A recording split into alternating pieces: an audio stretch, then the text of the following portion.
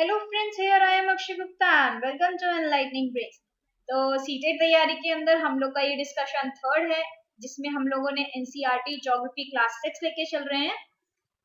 ये डिस्कशन बहुत important discussion है बिकॉज मैक्सिमम क्वेश्चंस इस डिस्कशन से हमारे आए हुए हैं एग्जाम्स में।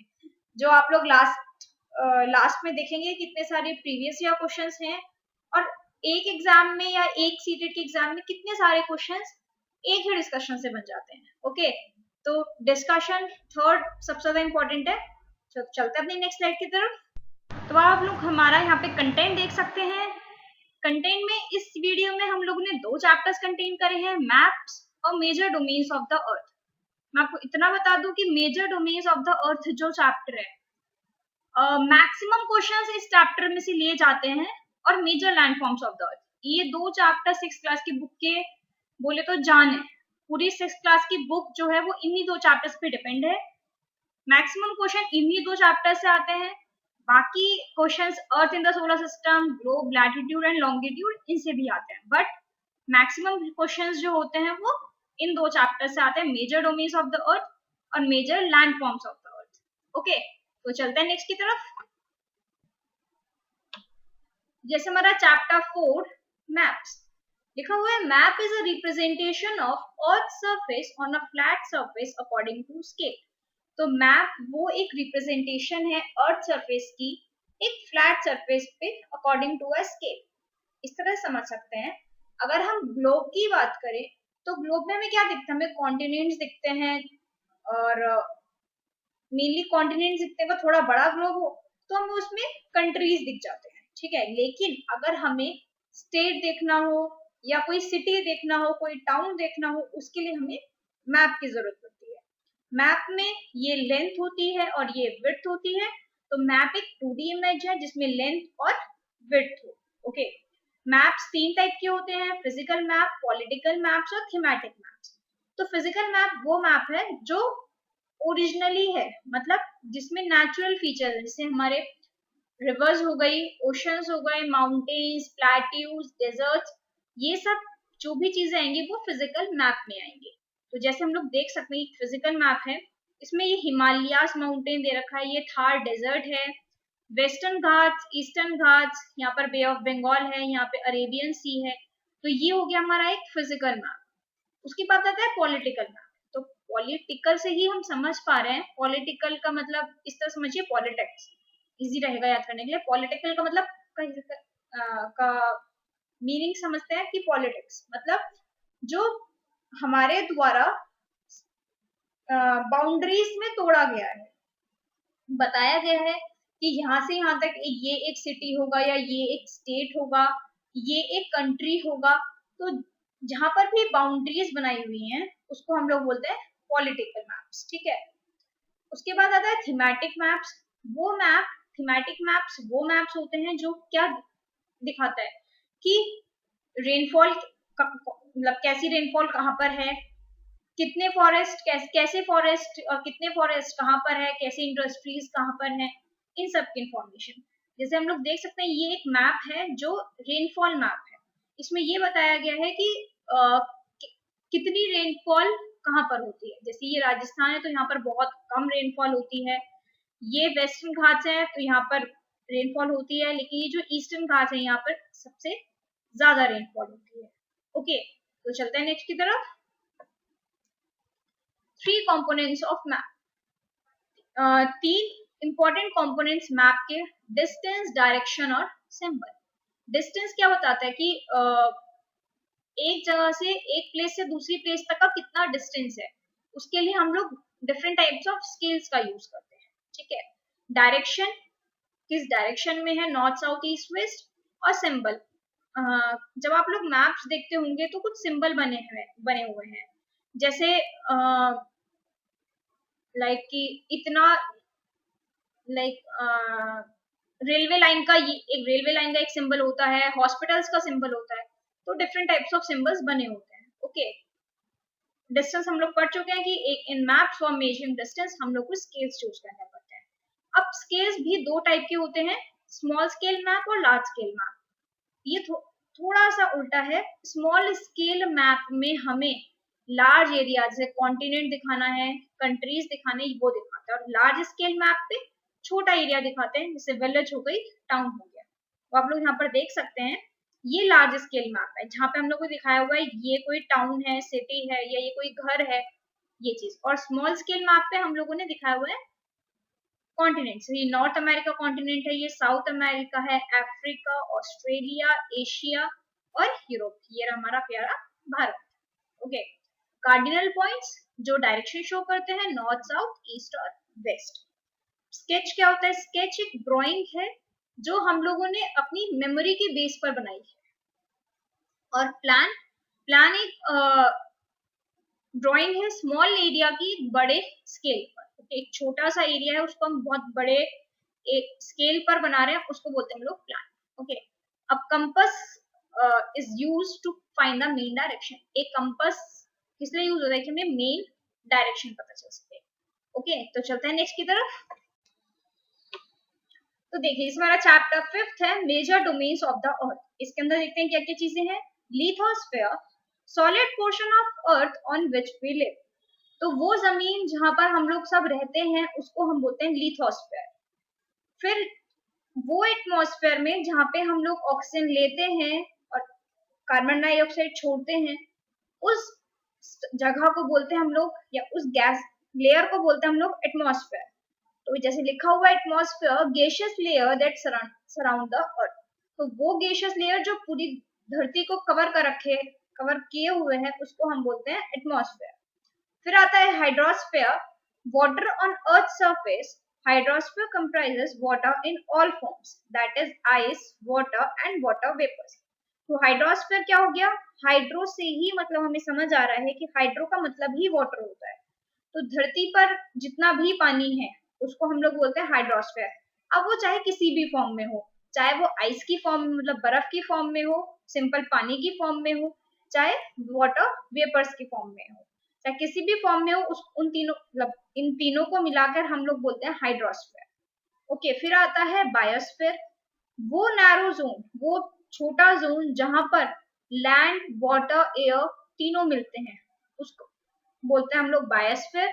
और वो कंटेन करता है सारी फॉर्म ऑफ लाइफ, चाहे वो ह्यूमन बींग्स के रूप में हो, चाहे वो एनिमल्स के रूप में हो, माइक्रो ऑर्गेनिजम्स के रूप में हो, प्लांट्स के रूप में हो, किसी भी चीज के रूप में हो। तो वो नैरो जोन जहां पर ये तीनों चीजें मिलती हैं, लैंड, वाटर एंड एयर, उसको बोलते हैं हम लोग बायोस्फीयर। और वो जो जोन होता है वो सारे फॉर्म्स ऑफ लाइफ को कंटेन करता है। ओके, अब देखते हैं नेक्स्ट, हाईएस्ट माउंटेन पीक।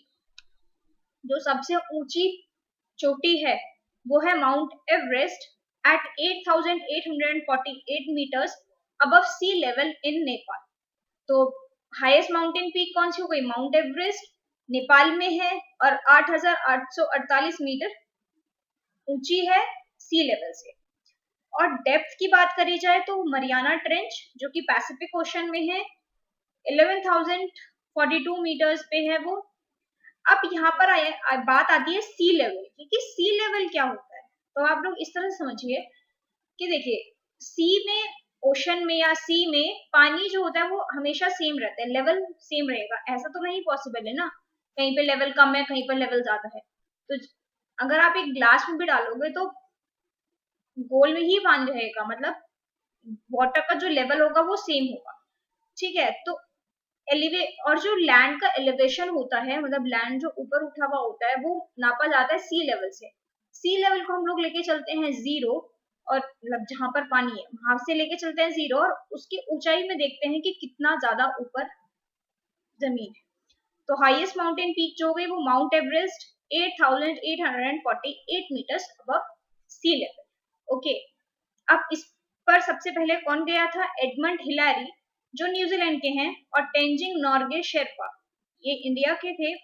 ये पहले आदमी थे जो माउंट एवरेस्ट पर चढ़े थे 29 मई 1953 को। फर्स्ट इंडियन वुमेन, ये सब लोग आप लोग को सबको पता होगा कि पहले भारतीय महिला कौन थी जो माउंट एवरेस्ट चढ़ी थी? बशेंद्री पाल, 23 मई 1984 में। ओके, चलते हैं नेक्स्ट की तरफ। फर्स्ट वुमेन, पहली महिला जो माउंट एवरेस्ट पे चढ़ी थी वो थी जंको टेबई, जापान की थी। 16 मई 1975 को वो माउंट एवरेस्ट पर चढ़ी थी। अभी हम लोगों ने पढ़ा कि पहली भारतीय महिला थी बछेंद्री पाल, जो 1984 में चढ़ी, और पहली महिला दुनिया की वो थी जंको टेबई, जापान की, जो 1975 में चढ़ी। ओके, 7 कॉन्टिनेंट्स, 7 कॉन्टिनेंट्स आप लोग को सबको पता है हमारे वर्ल्ड में 7 कॉन्टिनेंट्स हैं।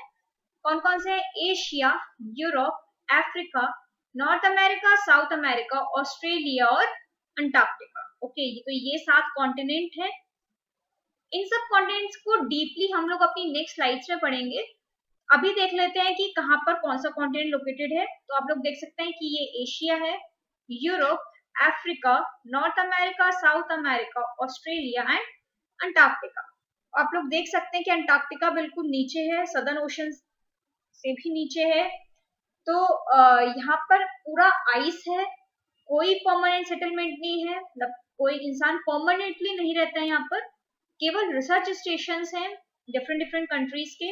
इंडिया के भी 2 रिसर्च स्टेशन है। इनको सबको डीपली, इन सब कॉन्टिनेंट्स के बारे में डीपली हम लोग अपनी नेक्स्ट स्लाइड में पढ़ते हैं।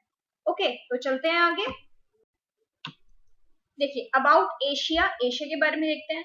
तो एशिया एक सबसे बड़ा कॉन्टिनेंट है, लार्जेस्ट कॉन्टिनेंट।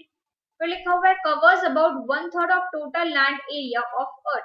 तो जितना भी पृथ्वी पर लैंड एरिया है, मतलब जगह है रहने की या लैंड है जो भी, उसका 1/3 एरिया एशिया के अंदर है। Continent lies in eastern hemisphere, पूरा ईस्टर्न हेमिस्फीयर में आप लोग उसमें देख सकते हैं कि पूरा eastern hemisphere. Okay, Tropic of Cancer passes through this continent, इस कॉन्टिनेंट से ट्रॉपिक ऑफ कैंसर पास होती है।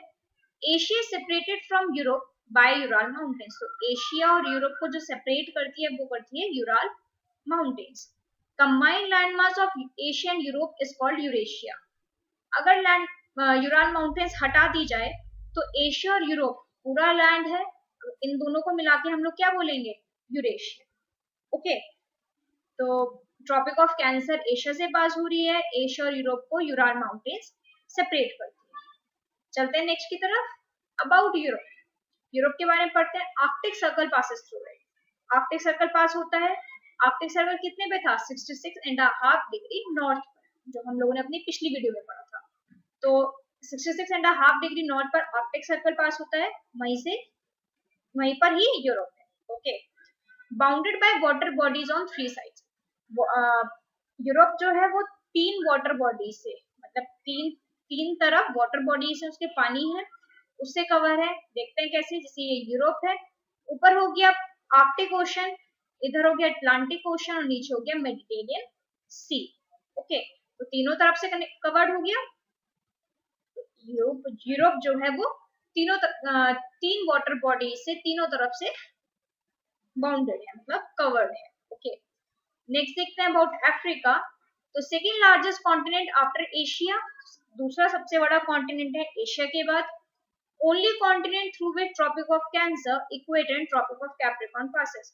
ये केवल वो एक ऐसा कॉन्टिनेंट है जिसमें तीनों लाइंस पास होती हैं, Tropic of Cancer, equator and Tropic of Capricorn. Okay, Sahara desert, world largest hot desert is in Africa. जो सहारा डेजर्ट है, जो सबसे गर्म डेजर्ट है, अफ्रीका में ही प्रेजेंट है, वो है Sahara desert. Longest river Nile flows through Africa. तो जो वर्ल्ड लॉन्गेस्ट रिवर है, सबसे लंबे रिवर है पूरे वर्ल्ड की, नाइल, वो अफ्रीका से पास होती है। ओके, तो चलते अपने नेक्स्ट स्लाइड की तरफ। अब देखिए, अब है ये about north America. North America के बारे में पढ़ते हैं। ये 3rd लार्जेस्ट कॉन्टिनेंट है, तब तीसरा सबसे बड़ा कॉन्टिनेंट। सबसे पहले हो गया एशिया, फिर हो गया अफ्रीका और फिर आता है north America. Okay, linked to South America by a narrow strip of land called Isthmus of Panama. South America से एक पतली स्ट्रिप से जुड़ा हुआ है लैंड की, जिसको हम बोलते हैं isthmus of Panama. Pacific ocean, Atlantic ocean, Arctic ocean covers continent from 3 sides. आप यहाँ पे देख सकते हैं कि ये नॉर्थ अमेरिका है, इधर पैसिफिक ओशन है, इधर अटलांटिक ओशन है और ऊपर आर्कटिक ओशन है। तो ये भी तीनों साइड से ही कवर है, जिस तरह से हमारा यूरोप था, यूरोप कॉन्टिनेंट। ओके, अब हम लोगों ने यहाँ पे एक नया वर्ड पढ़ा, इस्थमस। और हम लोग कहीं कहीं पे स्ट्रेट भी सुनते हैं। तो इस्थमस और स्ट्रेट में क्या डिफरेंस है? देखिए, इस्थमस तो लैंड हो गया, मतलब एक लैंड, एक जगह दूसरी जगह से लैंड के थ्रू ही कनेक्टेड है, बट स्ट्रेट में पानी होता है। बस केवल इतना सा डिफरेंस है। यहाँ पे लिखा हुआ भी है, a narrow strip of land joining two land masses. दो लैंड मासेस को जो नैरो स्ट्रिप लैंड की ज्वाइन करती है उसको हम लोग इस्थमस बोलते हैं। और स्ट्रेट होता है नैरो पैसेज ऑफ वाटर, मतलब वो भी पतला होता है लेकिन वो वाटर का होता है, मतलब उसमें पानी होता है जो कि दो बड़ी वाटर बॉडीज को या दो सी को कवर को जोड़ता है। ओके, जैसे आप लोग यहाँ पर देख सकते हैं, ये प्यारा भारत हमारा, नीचे श्रीलंका है, तो ये दो सीज को जोड़ रहा है। ओके, और यहाँ पर जो ये है ये इस्थमस ऑफ पनामा है। इस्थमस लैंड जो दो बड़े लैंड मासेस को जोड़े, और स्ट्रेट एक सिंपल दो ओशंस को जोड़े, इस तरह समझ लीजिए। अब बात आती है about south America, lies mostly in southern hemisphere, मतलब ज्यादा पार्ट जो है इसका वो सदर्न हेमिस्फीयर में है। Andes world's longest mountain range runs through its length from north to south. Andes जो वर्ल्ड्स लॉन्गेस्ट माउंटेन रेंज है, मतलब दुनिया की सबसे लंबी माउंटेन रेंज, वो भी इस कॉन्टिनेंट से पास होती है फ्रॉम नॉर्थ टू साउथ। यहाँ पर देख सकते हैं वो यहाँ से शुरू होती है, कुछ बिल्कुल साउथ पॉइंट तक जाती है उसके। World's longest river Amazon flows through it, दुनिया की सबसे लंबी जो रिवर है अमेजन, वो भी यहाँ से पास होती है। अबाउट ऑस्ट्रेलिया, ऑस्ट्रेलिया के बारे में पढ़ते हैं, ये स्मॉलेस्ट कॉन्टिनेंट है, सबसे छोटा कॉन्टिनेंट है, और lies completely in southern hemisphere, southern hemisphere में है पूरा ये, चारों तरफ से ओशंस और सीज से घिरा हुआ है, इसलिए इसको हम लोग आइलैंड कॉन्टिनेंट भी कहते हैं। ओके, चलते हैं नेक्स्ट की तरफ। अबाउट अंटार्कटिका, ये हमारा लास्ट कॉन्टिनेंट है। इसमें लिखा हुआ है कंप्लीटली इन सदर्न हेमिस्फीयर, ये भी कंप्लीटली सदर्न हेमिस्फीयर में है। South Pole lies almost at the centre of this continent, South Pole जो है वो ऑलमोस्ट सेंटर में है। नो परमानेंट ह्यूमन सेटलमेंट, जिसमें आपको पहले ही बताया कि यहाँ पर कोई ह्यूमन सेटलमेंट नहीं है। Research station of India in Antarctica, दो रिसर्च स्टेशन है इंडिया के अंटार्कटिका, मैत्री और दक्षिण गंगोत्री। ओके, अब देखते हैं नीचे लिखा हुआ है hydrosphere. Earth is called a blue planet, earth को हम लोग ब्लू प्लैनेट बोलते हैं, तो सिंपल सी बात है। उसके बाद लिखा हुआ है 71% of earth is covered with water and 29% is covered with land. तो जो 71% है अर्थ का सरफेस वो वाटर से है, और केवल 29% ही लैंड से। ओशंस, 5 मेजर ओशंस है हमारे यहाँ पर, Atlantic ocean, Indian ocean, Pacific ocean, southern ocean और आर्कटिक ओशन। इन सब के बारे में हम लोग अपनी आगे की स्लाइड्स में पढ़ेंगे। और 3 चीफ मूवमेंट होते हैं, मतलब 3 इंपॉर्टेंट मूवमेंट होते हैं ओशन वाटर के, वो क्या क्या होते हैं? वेव्स, टाइड्स और ओशन करंट्स। ये चीज इंपॉर्टेंट है कि 3 chief movements of ocean water कौन कौन से हो गए? वेव्स, टाइड्स और ओशन करंट्स। ओके, चलते हैं next. 3 components of map, 3 important components map के, डिस्टेंस, डायरेक्शन और सिंबल। डिस्टेंस क्या बताता है कि एक जगह से, एक प्लेस से दूसरी प्लेस तक का कितना डिस्टेंस है, उसके लिए हम लोग डिफरेंट टाइप्स ऑफ स्केल्स का यूज करते हैं। ठीक है, डायरेक्शन, किस डायरेक्शन में है, नॉर्थ, साउथ, ईस्ट, वेस्ट, और सिंबल। जब आप लोग मैप्स देखते होंगे तो कुछ सिंबल बने हुए हैं, जैसे लाइक कि इतना, लाइक रेलवे लाइन का, ये एक रेलवे लाइन का एक सिंबल होता है, हॉस्पिटल्स का सिंबल होता है, तो डिफरेंट टाइप्स ऑफ सिंबल्स बने होते हैं। ओके, डिस्टेंस हम लोग पढ़ चुके हैं कि एक इन मैप्स फॉर मेजरिंग डिस्टेंस हम लोग को स्केल्स यूज करने पड़ते हैं। अब स्केल्स भी 2 टाइप के होते हैं, स्मॉल स्केल मैप और लार्ज स्केल मैप। ये थोड़ा सा उल्टा है। स्मॉल स्केल मैप में हमें लार्ज एरिया, जैसे कॉन्टिनेंट दिखाना है, कंट्रीज दिखाने, वो दिखाता है, और लार्ज स्केल मैप पे छोटा एरिया दिखाते हैं, जैसे विलेज हो गई, टाउन हो गया। तो आप लोग यहाँ पर देख सकते हैं, ये लार्ज स्केल मैप है जहाँ पे हम लोग को दिखाया हुआ है ये कोई टाउन है, सिटी है, या ये कोई घर है, ये चीज। और स्मॉल स्केल मैप पे हम लोगों ने दिखाया हुआ है कॉन्टिनेंट्स, ये नॉर्थ अमेरिका। देखते हैं about Indian ocean, Indian ocean के बारे में। तो इंडियन ओशन केवल वो ओशन है, वो एक ऐसा ओशन है जो एक कंट्री के नेम के ऊपर पड़ा है, तो only ocean named after a country name that is India, तो इंडिया के नाम के ऊपर ही इंडियन ओशन पड़ा है। Okay, shape of this ocean is almost triangular, तो ट्राइंगल शेप का है, जहां पर एशिया नॉर्थ में है, अफ्रीका वेस्ट में है और ऑस्ट्रेलिया ईस्ट में है। तो इंडियन ओशन की शेप कैसी हो गई? ट्राइंगल। ओके, तो देखते हैं आगे about southern ocean, southern ocean के बारे में। तो encircle the continent of Antarctica, तो अंटार्कटिका के चारों तरफ जो ओशन है वो है southern ocean. About Arctic ocean, Arctic ocean के बारे में देखते हैं। तो ये है located with in the Arctic circle, ये हम लोग इजी से याद कर सकते हैं कि भाई आर्कटिक ओशन है तो आर्कटिक सर्कल के पास होगा, और आर्कटिक सर्कल के पास ही नॉर्थ पोल है। ओके, तो आर्कटिक सर्कल को जो घेरे हुए है वो है आर्कटिक ओशन, और आर्कटिक सर्कल जो है वो नॉर्थ पोल के पास है, इसका मतलब आर्कटिक ओशन भी नॉर्थ पोल के पास है। Okay, connected with Pacific Ocean by a narrow stretch of water known as Bering Strait, तो आर्कटिक ओशन और पैसिफिक ओशन एक दूसरे से कनेक्टेड हैं by a narrow stretch of water, मतलब एक बहुत पतली सी स्ट्रेच ऑफ वाटर है जिसको हम बोलते हैं बेरिंग स्ट्रेट। स्ट्रेट अभी हम लोगों ने पढ़ा था कि स्ट्रेट क्या होता है, जब दो ओशंस को कोई रिवर या कुछ भी कोई भी चीज एक कनेक्ट करती है, तो इसी तरह से आर्कटिक ओशन और पैसिफिक ओशन कनेक्टेड हैं by narrow stretch of water known as Bering Strait. Okay, देखते हैं आगे हाइड्रोस्फीयर को। हाइड्रोस्फीयर में लिखा हुआ है अर्थ is called a blue planet, ये हम लोग को पता है कि पृथ्वी को नीला ग्रह कहा जाता है। More than 71% of earth is covered with water and 21% with land, तो मोर देन जो 71% एरिया है वो वाटर से कनेक्ट कवर्ड है और 21% लैंड से। Okay, hydrosphere consist of water in all forms, hydrosphere जो है वो वाटर को सारे फॉर्म्स में कंसिस्ट करता है, चाहे वो रनिंग वाटर के फॉर्म में हो, ओशंस की फॉर्म में हो, वाटर वेपर की फॉर्म में हो, या ग्लेशियर में जो आइस है उसकी फॉर्म में हो। देन ये वाली चीज हम लोगों ने अपनी पिछली स्लाइड्स में पढ़ी है, पर दोबारा रिविजन करने में कोई प्रॉब्लम नहीं है। ओके, तो हाइड्रोस्फीयर में वाटर जो है वो सारे फॉर्म्स में है। ओके, तो चलते हैं आगे। देखिए, जैसे atmosphere, earth is surround by a thin layer of gases, तो अर्थ जो है वो हमारी थिन लेयर ऑफ गैसेस से पूरी तरह से सराउंडेड है। Atmosphere extends to a height of 1600 kilometres, atmosphere जो है वो 1600 किलोमीटर्स की हाइट तक एक्सटेंड करता है। Atmosphere is divided into 5 layers, atmosphere जो हमारी वो 5 लेयर में डिवाइडेड है based on composition, temperature, other properties. Composition में कैसा उसका कंपोजिशन है, टेम्परेचर और अदर प्रॉपर्टीज के बेस पर एटमॉस्फेयर जो हमारा 5 लेयर में डिवाइडेड है। लेयर कौन कौन सी है?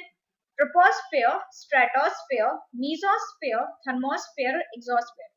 इनका सीक्वेंस याद करना जरूरी है, बिकॉज आप लोग को पता चल जाएगा आगे। मैं बता देती हूँ अभी यहीं पे, क्योंकि ये सीटेट में प्रीवियस ईयर सीटेट में क्वेश्चन आया था कि इनका सीक्वेंस क्या है, इसलिए हमें सीक्वेंस याद करना बहुत जरूरी है। ट्रोपोस्फेयर, स्ट्रेटोस्फेयर, मीसोस्फेयर, थर्मोस्फेयर और एक्सोस्फेयर। ओके, फिर लिखा हुआ है atmosphere is composed mainly of nitrogen and oxygen, तो एटमॉस्फेयर में मेनली नाइट्रोजन और ऑक्सीजन मिलते हैं।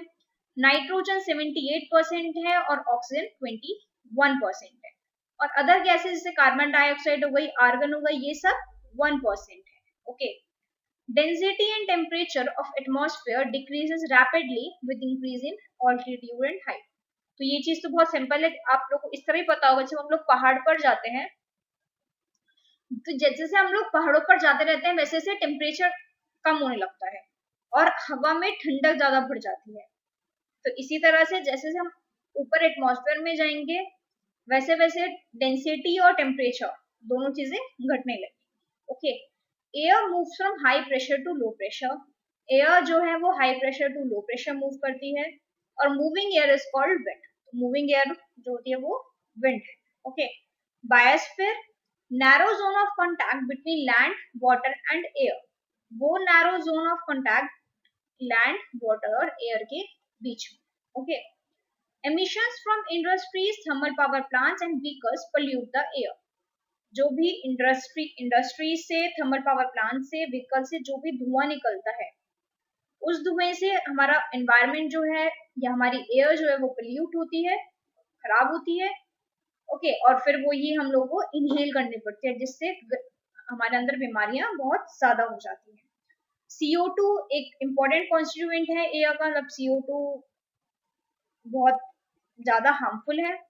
Increase in amount of CO2 leads to increase in global temperature known as global warming.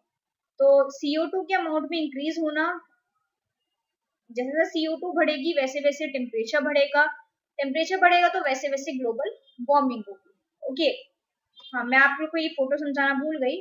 देखिए ट्रोपोस्फेयर पे जो भी हमारी इंडस्ट्रीज होती हैं या जो भी हमारा माउंटेन्स हैं वो सब ट्रोपोस्फेयर में है। ओके, स्ट्रेटोस्फेयर में जो हमारे प्लेन्स होते हैं वो हम लोग के स्ट्रेटोस्फेयर में होते हैं।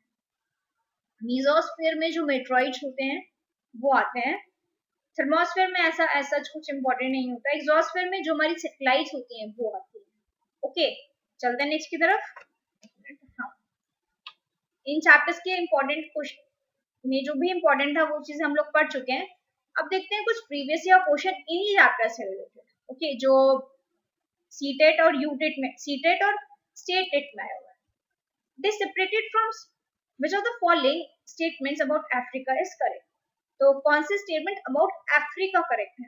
ठीक है, it is separated from Asia by Ural mountains on the west. बात तो सही लिखी हुई है कि वो एशिया को सेपरेट करता है बाय यूराल माउंटेन्स वेस्ट में, लेकिन वो कौन सा कॉन्टिनेंट है? वो है यूरोप। बात चल रही है अफ्रीका की, तो ये तो स्टेटमेंट हो गया हमारा गलत। फिर लिखा हुआ है large part of Africa lies in southern hemisphere. एक बहुत बड़ा पार्ट ऑफ अफ्रीका जो सदर्न हेमिस्फीयर में लाया करता है। नहीं, ये भी तो बात गलत हो गई। क्यों? ये बात क्यों गलत हो गई? क्योंकि अभी हम लोगों ने पढ़ा कि अफ्रीका केवल वो कॉन्टिनेंट है जिससे ट्रॉपिक ऑफ कैंसर, इक्वेटर और ट्रॉपिक ऑफ कैप्रिकॉर्न तीनों पास हो रही है। ओके, तो वो भाई वो सदर्न हेमिस्फीयर में कैसे हो सकता है? वो नहीं हो सकता ना। तो इट इज द, फिर नेक्स्ट लिखा हुआ है it is the only continent through which Tropic of Cancer, equator and Tropic of Capricorn passes. ये भी मैंने आपको बताया कि ये केवल वो कॉन्टिनेंट है जहां से ये तीनों लाइंस हमारी पास हो रही है। फिर लिखा हुआ है Gobi desert is located in this continent. नहीं, इस कॉन्टिनेंट में कौन सा डेजर्ट है? इसमें है सहारा डेजर्ट या कालाहारी डेजर्ट, ये है इनमें। तो कौन सा स्टेटमेंट ठीक हो गया हमारा? थर्ड, ये वो कॉन्टिनेंट जिसमें Tropic of Cancer, equator, Tropic of Capricorn पास होता है। Okay, India research station Maitri is located in. अब देखिए मैत्री, हमें पता है मैत्री सीधा अंटार्कटिका में है, क्योंकि रिसर्च स्टेशन ही केवल अंटार्कटिका में लगाए जाते हैं। तो मैत्री भी हमारा वहीं पर है, तो सीधा आंसर हम आप कर देंगे अंटार्कटिका। इन क्वेश्चंस में ज्यादा टाइम नहीं लगाएंगे, बिकॉज अगर इनमें ज्यादा टाइम लग गया तो पेपर छुटने का पूरी गुंजाइश है। किस तरह से? अगर इनमें ज्यादा टाइम लग गया तो जो इंग्लिश और हिंदी के पैसेज आते हैं उनमें टाइम कम मिलेगा आप लोगों को पढ़ने में। अनसीन पैसेज होते हैं उनको पढ़ने में टाइम लगता है, तो अगर उनको पढ़ने में टाइम लगेगा तो फिर कहीं ना कहीं से पेपर छूटेगा ना। इसलिए ज्यादा टाइम नहीं लगाना है, क्वेश्चन देखना है, फटाक से आंसर टिक करना है। तो मैत्री कहाँ हो गया? अंटार्कटिका में। तो आप लोग देख सकते हैं कि दोनों क्वेश्चन जो है वो सीटेड दिसंबर 2019 में आए हुए हैं। ठीक है, तो नेक्स्ट लिखा हुआ है, नेक्स्ट क्वेश्चन है हमारा choose the correct arrangement of atmosphere layer beginning from earth surface. Correct arrangement बताना है, तो कौन सा हो गया हमारा? सीधा देखेंगे ट्रोपोस्फेयर कहाँ पर है। ये ट्रोपोस्फेयर से स्टार्टिंग होती है। एक बार फर्स्ट इन चारों ऑप्शंस के पहले पे ध्यान दो, जिसमें भी ट्रोपोस्फेयर हो सीधा उसे मार्क। ऑप्शन थर्ड हमारा करेक्ट हो गया, जिसमें है ट्रोपोस्फेयर, स्ट्रेटोस्फेयर, मीजोस्फेयर, थर्मोस्फेयर और एक्सोस्फेयर। ओके, ये सीटेड जुलाई 2019 में आया हुआ है। चलते हैं आगे। तो जैसे हमारा फोर्थ क्वेश्चन है a narrow strip of land joining two land masses is called। एक वो संकीर्ण, नैरो को संकीर्ण बोलते हैं, वो पतली स्ट्रिप ऑफ लैंड जो दो बड़े लैंड मासेस को जोड़ रही है उसको क्या बोलते हैं? तो उसको बोलते हैं हम लोग इस्थमस। अभी हम लोगों ने पढ़ा इस्थमस हो गई जो दो बड़े लैंड मासेस को जोड़ती है, स्ट्रेट हो गया जो दो बड़े ओशंस को जोड़ता है, आइलैंड हो गया जो चारों तरफ से पानी से घिरा हुआ है, और बे भी यही होता है। Okay, which of the following continent is smallest in size, वो कौन सा कॉन्टिनेंट है जो सबसे छोटा है साइज में, वो हो गया Australia. Okay, which of the following is world's largest desert, तो वो कौन सा डेजर्ट है जो सबसे बड़ा है, वो हो गया हमारा सहारा। ओके, फिर है the main latitude that passes almost half way through India is, वो लैटिट्यूड जो ऑलमोस्ट इंडिया को आधा काटती है वो कौन सी है, वो है ट्रॉपिक ऑफ कैंसर। इसको हम लोग अगर आप लोग सपोज करो ये चीज एग्जाम में भूल जाओ कि भाई इंडिया से कौन सी लाइन पास हो रही है, तो हम लोग इस तरह से याद रख सकते हैं कि इंडिया कहाँ पर है, इंडिया एशिया के अंदर है और एशिया से ट्रॉपिक ऑफ कैंसर पास हो रही है, तो इसी हिसाब से इंडिया से भी ट्रॉपिक ऑफ कैंसर पास होती है। ओके, तो चलते हैं नेक्स्ट की तरफ। थैंक यू गाइज, यहीं तक थी हमारी आज की वीडियो। तो अगर आपको मेरी वीडियो पसंद आई हो तो लाइक शेयर सब्सक्राइब करना ना भूलें मेरे चैनल को। और हाँ, कमेंट्स आप लोगों के कम आ रहे हैं, तो अगर आपको वीडियोस पसंद आ रही हैं तो प्लीज कमेंट करिएगा, प्लीज शेयर करिए अपने दोस्तों के साथ, ताकि उन लोग का एग्जाम्स भी, उन लोग का सीटेट एग्जाम या जो भी केवीएस दे रहे हैं, एनबीएस दे रहे हैं, सबका एग्जाम बहुत अच्छा हो जाए। Okay, thank you, keep supporting guys.